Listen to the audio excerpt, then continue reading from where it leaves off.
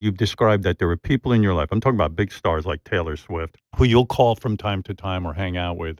How many people can you talk about the pressures in your life, the pressures of writing songs, coming up with this kind of art that people respond to? I feel very fortunate in that respect because, there's very few people that are going to understand where you're at. In Almost no one. Yeah, I mean, there's one guy in England called Robbie Williams who's like huge outside of America that had a very similar career trajectory to me. Right. I speak to him a lot as well. Him, Taylor, I mean, Harry as well is in the same sort of thing, and solo artists. But do you ever feel, Ed, that like you're bothering them? I think it depends on the day.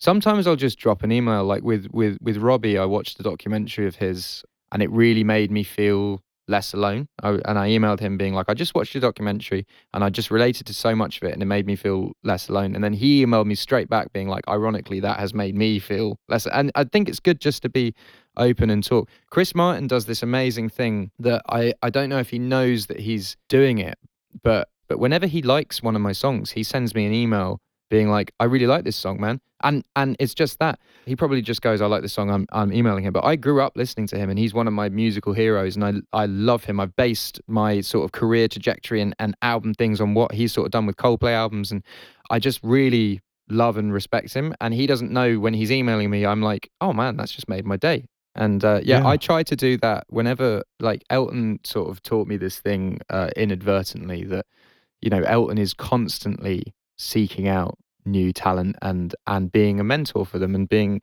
I feel like I don't want to speak for him, but I feel like that has probably been a way over the years to always root for the next person and not ever feel like anyone's taking your spot.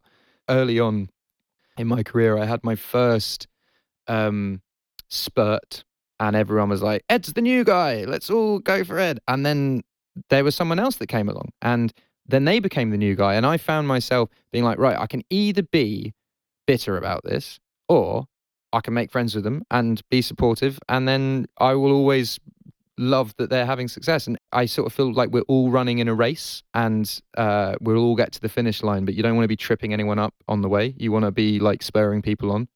That's so healthy, but it's hard to do in your business because it is like when Harry Styles comes out and all of a sudden he's on a roll. But I've known Harry for like, I worked with Harry on the first One Direction record. We used to live at this guy, Chris Leonard, had a flat in Fulham. And I remember before I had money from my album went number one. And Harry had gone number one with What Makes You Beautiful that day, same day. And we were both staying at Chris's house. I've always rooted for him. And I always I just think it's amazing going from the biggest boy band in the world and then rebuilding it, coming back with 3 amazing albums, winning Album of the Year at the Grammy, and then going back into stadiums. It's a really, really impressive journey.